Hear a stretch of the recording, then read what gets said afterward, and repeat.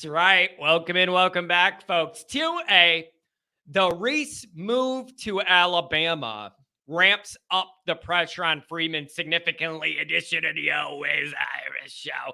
As always, you can find the program on YouTube. Do it, subscribe if you haven't yet. Appreciate it very much. Give the video a thumbs up. That helps me as well. Notifications on. You know why. That way you'll be alerted every time a new episode drops. You don't want to miss it. Twitter, search bar Always Irish or at Always Irish Inc. Email's alwaysirishnd@gmail.com. Audio only. Anywhere you want me, you can get me. Call in line 312-900-8815. Tell Johnny all you heard and seen.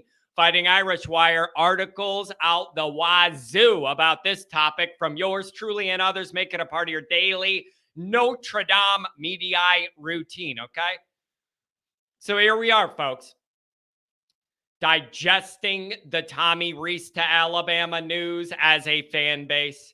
Lots of reaction, predictably, all over the board. This is a good thing. This is a bad thing. Wait and see. All of that. But what comes next after the dust settles? I can tell you one thing that I'm feeling. And I say this all the time.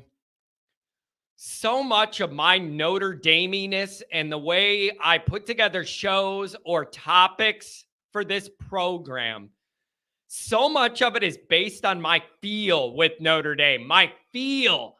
Like, I say this all the time, if you're a long timer and you've been around there a lot, like a lot, I mean 50 or 100 home games, like overlapping coaches, regimes, eras, all that. You can feel Notre Dame. There are vibes. There are tangible vibes that you can feel when you step on that campus for anything football-y. You can feel those vibes, all right?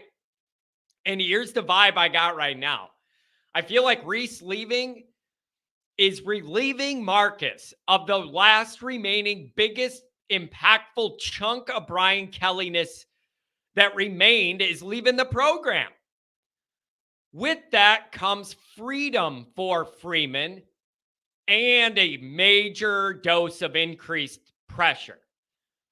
Remember, when Marcus was first hired and all of that whirlwind that we all went through, I'm still saying that window in time from Kelly leaving for LSU until Freeman was announced, like that 1.5 week window, whatever it was the most fun time I've ever had on Twitter. It was a riot.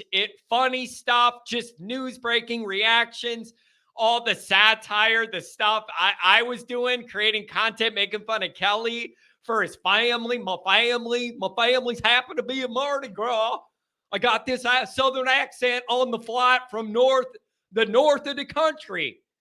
Unbelievable. But all of that, it was unbelievable. Like, it was just the most amazing time on social media. So much change. But remember, when Marcus was first hired, the staff was mostly Kelly holdovers initially. And I feel like a lot of us liked that because it was a comfortable, easy segue into Notre Dame, into the head chair. But in doing so, he would have the support of guys like Tommy that have been around forever and could help ease him into this head job as guys that have been around Notre Dame forever. And we kind of felt comfort in that for Marcus. Fast forward 1 year later, though, now look at the staff. It looks nothing like how we started at all. Way less Brian Kelly-ness and way more of Marcus is taking over. And this is as it should be. But as I've said repeatedly, every day and everything that happens that brings us 1 inch further away from Kelly, it dumps more pressure on Marcus to deliver right away. Every day, every inch, every other recruit, every minute we get a step further away from Notre Dame and Brian Kelly, there's more pressure on Marcus. And this move might be the biggest one yet that ratchets that pressure up, and by how much. This hire is massive. The offense is trending up. The wide receivers are trending up. The quarterbacks are trending up. You got to hire the right guy, and you got to do it fast to help mitigate any recruiting risk exposure of you not having a guy there, and that's a gap that other teams exploit. You got to hire the right guy, and it's got to be fast, okay? So it's just, you're losing the excuses here of, oh, it's Brian Kelly this, it's Brian Kelly that. Tommy has Brian Kelly brain.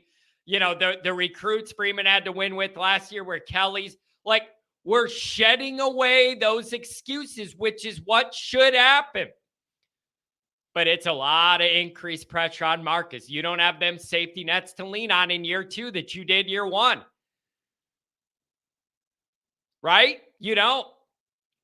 Year 2, you have way less leeway. No more easing in. You're no more the new guy first go around.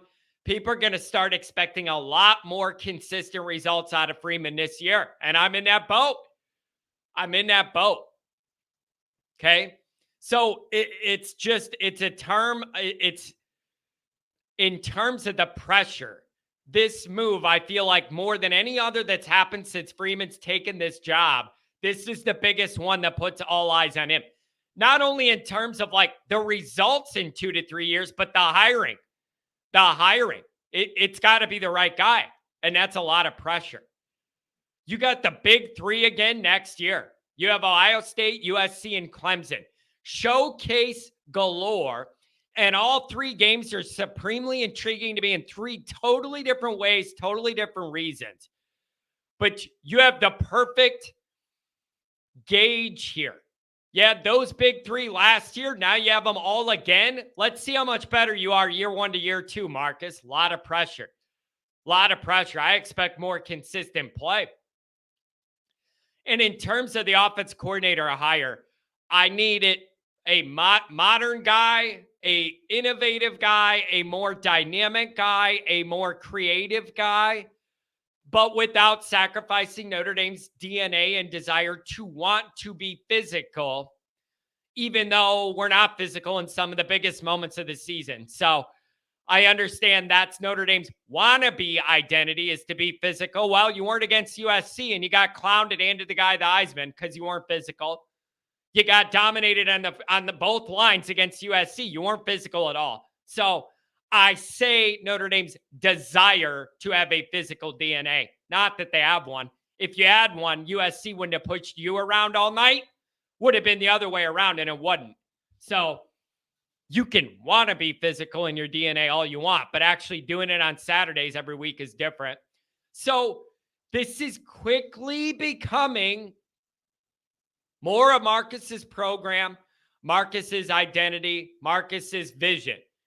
The training wheels and the old built-in excuses leading up to this first year are quickly fading away, chipping away, falling away. And the time is getting very near where everything you're going to be able to start to say it's Freeman. Freeman.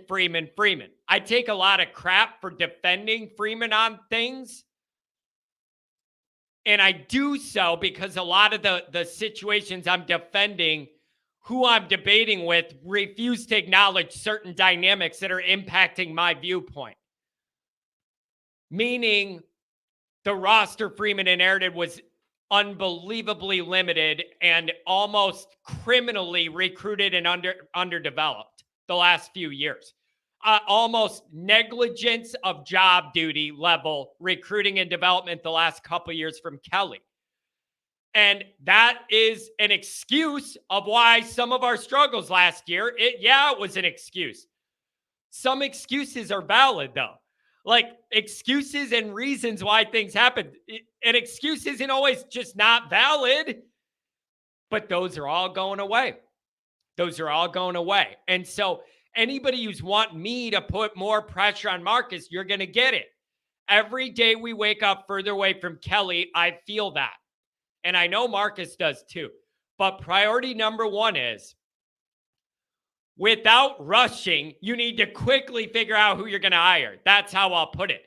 You can't rush into it and make a mistake, but you also need to move quickly to keep everything in the house and not to have too big of a gap of time and things get crazy on you.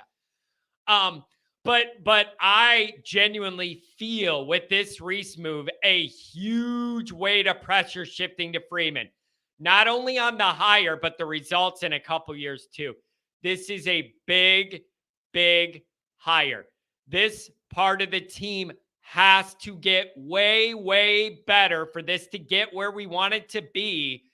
The talent's trending in that direction, but the architect of this offense is a big deal.